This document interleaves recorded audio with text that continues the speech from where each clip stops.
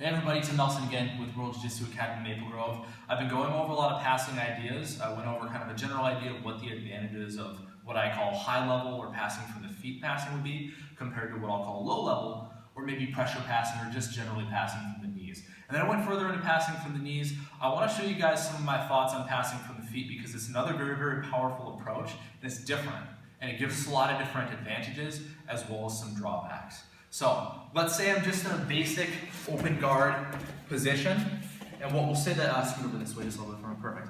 What we'll say that is I'm standing over my opponent, maybe I have framework, maybe I don't. Now the first, most important and largest benefit to me from a foot passing situation is that as soon as I pass my opponent's feet, I stop being in any real kind of danger until he gets his feet back in. All right, now what do I mean by that? He can be pushing or he can be pulling with his feet. He can have hooks here, he can have De La Riva hook, he can be pulling in. Those are all foot-based attacks. If I hypothetically pass his feet and he can do whatever he wants, but he can't engage any of those hooks, there are no attacks that he has anymore. So if I can accomplish a goal of passing my hips over my opponent's feet and keeping him there, he can move and he can grip at my ankles, but he doesn't really have an effective way of sweeping me, and he doesn't have a good way of submitting me either with any kind of a conventional attack. His hips are down, he can't split my legs with his ankles to get into a leg attack from what we'll call a framework position. So bear in mind, my first and most important battle from the feet is passing my opponent's feet, stopping him from using any kind of hooks, going over. Whether that's getting into a leg drag position, whether that's getting into a really aggressive X-guard position, whether that's driving down into a baseball slide position.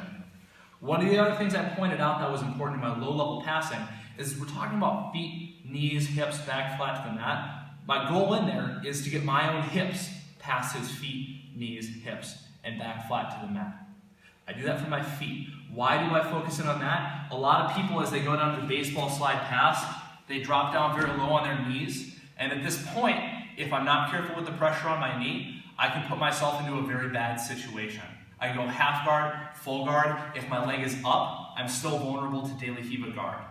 So as we're looking at dropping our level back down, it's important that my hips, as much as possible, clear past his knee before I do that.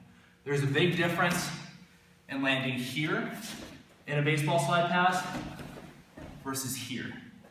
At this point, it's going to be extremely difficult to stop me, but at this point, I still have more than half of the battle left. And that's going to be true whether it's that pass, whether it's an X pass, where my opponent brings his knee in, versus I'm able to get underneath. That's the biggest advantage of passing from the feet, is that he needs to use his feet. I can be very, very focused at what I'm trying to attack, and I'm also very, very speedy. Bear in mind, one of the drawbacks, though, is that my opponent can also move very quickly because I'm not putting pinning pressure down. So grip fight is always important. But those are my thoughts on passing from the feet. Again, if you can keep in mind that your biggest battle is going to be passing that foot line and staying past it, you can still have a very strong passing low-level game and be very, very dangerous passing from your feet. So hope that helps. Let me know if you have any questions. Stay healthy, stay safe, and I look forward to seeing everybody back in the mat.